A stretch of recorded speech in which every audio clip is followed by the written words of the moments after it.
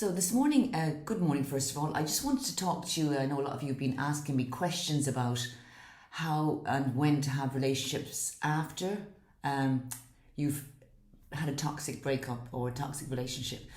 It is different, and yes, even in a normal, healthy relationship, you're going to have triggers when you go back and you actually start dating again, or you start having a relationship with somebody else. What will happen is you will be triggered, and when it comes to toxic breakups or post-toxic breakup, you're going to be triggered in a very, very, very harsh way. So much so that it could send you into a retreat position where you just think, I can't deal with this, because it is actually too much. And some of the times you'll actually feel like you're back in the relationship again, or the person could be mimicking behaviors that were similar to some of the toxic behaviors that you were accustomed to, should we say. Things like sulking, or things like stonewalling, or, saying different things to you. Basically, there's so many things that could trigger you. And when you start dating again, you'll actually notice this. Now, what's important here is that you realize that it's actually you. It's not the person that you're with. So say something happens and, something is said, or it could be over a text message, or it could be in person, and something is said and you just see red, and you're like, oh my God, this is happening again. Could this be another narcissist or psychopath? Okay, so what you have to do then, it's like in any conflict resolution situation, you have to withdraw. Recognize, first of all, I'm really triggered.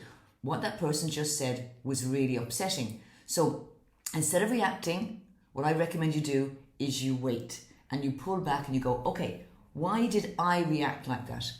Why did those thoughts come to my head? And really, it's nothing about the other person at all. So take the other person out of the equation completely and look at the situation in a very sort of, very careful way and go, oh, right, okay. So basically what's happened there is I've been triggered because my insecurity about X, Y, or Z has come to the fore. And if it's been a toxic relationship, you've been really damaged by, or your self-esteem has been attacked by the narcissist or the psychopath in a very, very subtle way. So you might not notice it until you're in a new and healthy relationship. So what you do, you see the trigger, you recognize the trigger, and then you withdraw and you work through that.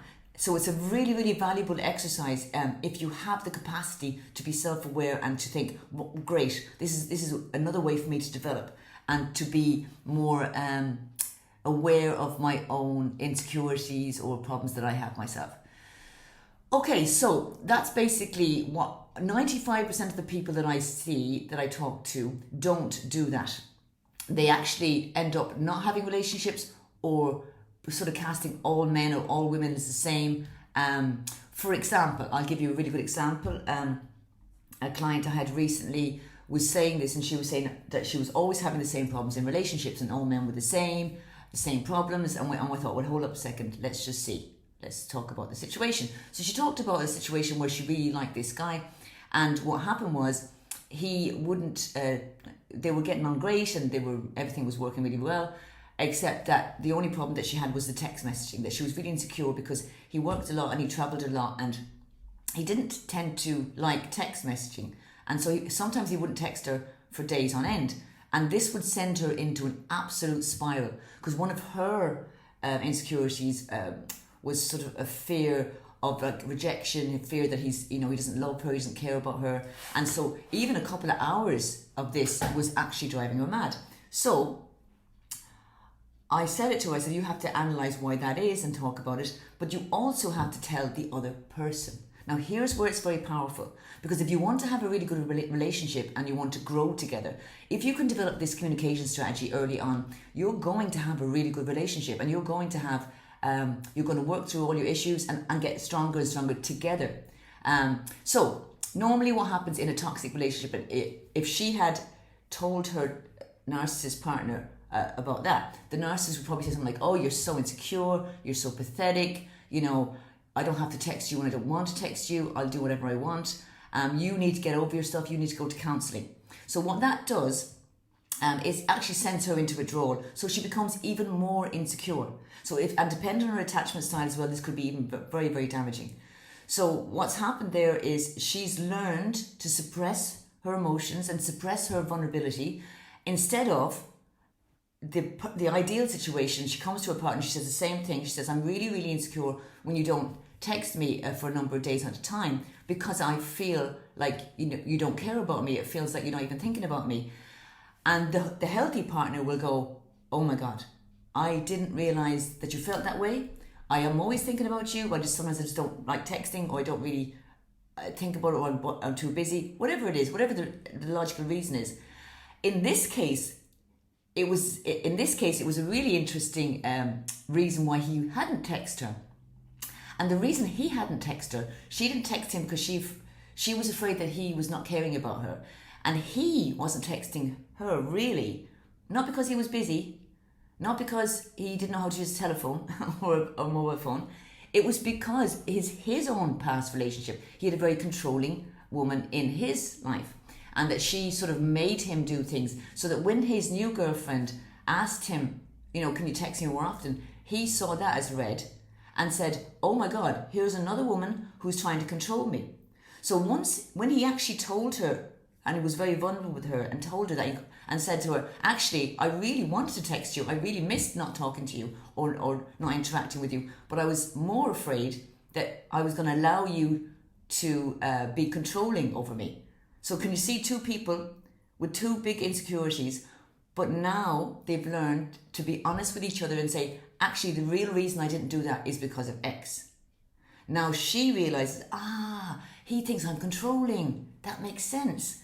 I don't want to be controlling. Actually, I want to step into my feminine more so I don't have to be controlling.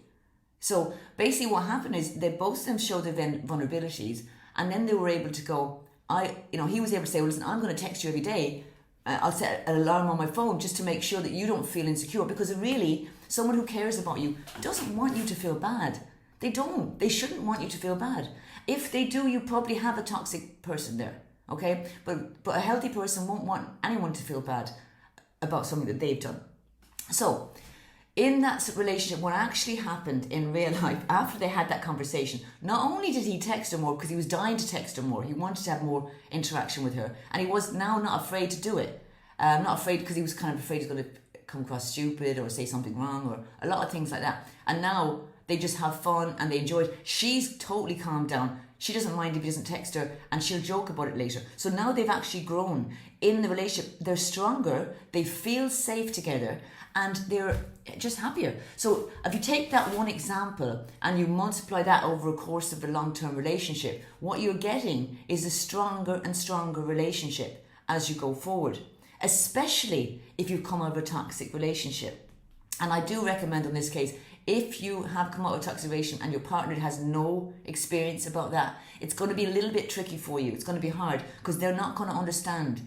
And so you might have to educate them a little bit more on that. Otherwise, and definitely do some coaching or some counselling, because otherwise you're going to, he or she is not going to understand why you have these deep-rooted issues. And here's the beautiful thing about it. You can work through these issues very, very quickly. They don't take years and years of counselling. They don't. You can literally watch a video like this and implement the strategy later, and you'll see a difference straight away in your relationship. So I hope that helped. If you require any more assistance there, please let me know. I'm not an expert on relationships, but I do know the theory here, especially when it comes to post-toxic relationships. So enjoy and let me know how you get on. I hope that answered your questions, and have a lovely day.